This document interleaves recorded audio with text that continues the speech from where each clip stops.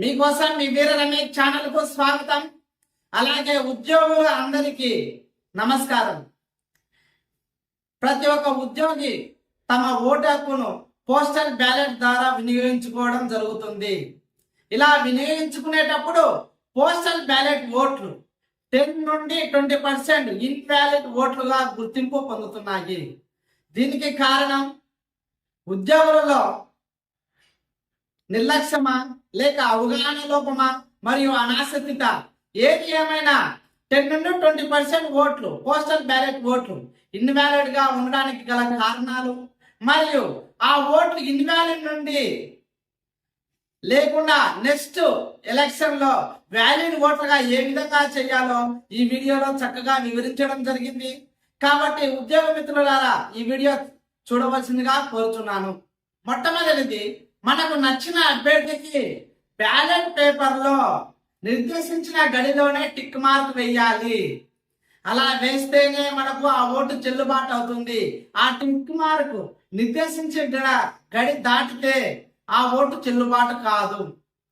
ఇంకా మరికొంతమంది ఉద్యోగులు తమకు నచ్చిన అభ్యర్థికి బ్యాలెట్ పేపర్ లో టిక్ మార్క్ వేసి నచ్చని అభ్యర్థికి క్రాస్ మార్క్ వేస్తూ ఉంటారు.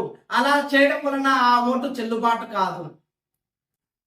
అలాగే ఓటర్ జాబితాలో ఉన్న ప్రకారము డిక్లరేషన్ పత్రంలో ఉద్యోగి పూర్తి పేరు, చిరునామా మరియు బ్యాలెట్ పేపర్ లో ఉన్న సీరియల్ నెంబర్ వేసి సంతకం చేయాలి.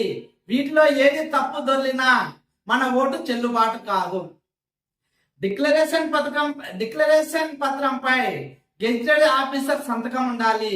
ఒకవేళ డిక్లరేషన్ పత్రంపై గెజిటెడ్ ఆఫీసర్ సంతకం లేకపోతే ఓటు చెల్లుబాటు కాదు. ఇంకా చిట్టచివరిది, డిక్లరేషన్ పత్రము గులాబీ రంగు పత్రంలో ఇస్తారు. అలాగే బ్యాలెట్ పత్రాన్ని నీలిరంగు పత్రంలో ఇస్తారు, కవర్లో ఇస్తారు. వాటిని మనం ఓటు వేసిన తర్వాత డిక్లరేషన్ పత్రాన్ని గులాబీ రంగు కవర్లోనే ఉంచాలి. బ్యాలెట్ పత్రాన్ని నీలిరంగు కవర్లోనే ఉంచి సీల్ చేయాలి. అలా చేస్తేనే ఓటు చెల్లుబాటు అవుతుంది. అలా చేయకుండా వాటిని రివర్స్ చేస్తూ ఉంటారు. డిక్లరేషన్ పత్రాన్ని ఏమో నీలిరంగు కవర్లో, అలాగే బ్యాలెట్ పత్రాన్ని గులాబీ రంగు కవర్లో అట్లా రివర్స్ చేయడం వల్ల అటువంటి ఓటు చెల్లదు. అలాగే కొందరు సీలు కూడా వేయరు. అలా చేయడం వల్ల కూడా ఓటు చెల్లదు. కాబట్టి మేధావులైన ఉద్యోగులారా, మీ ఓటును పోస్టల్ బ్యాలెట్ ద్వారా ఖచ్చితంగా సక్రమంగా వినియోగించి దేశ భవిష్యత్తును కాపాడాలని కోరుకుంటూ ఈ వీడియో తీయడం జరిగింది. ఈ వీడియో నచ్చితే మన ఛానల్ను సబ్స్క్రైబ్ చేసుకోండి. Thank you.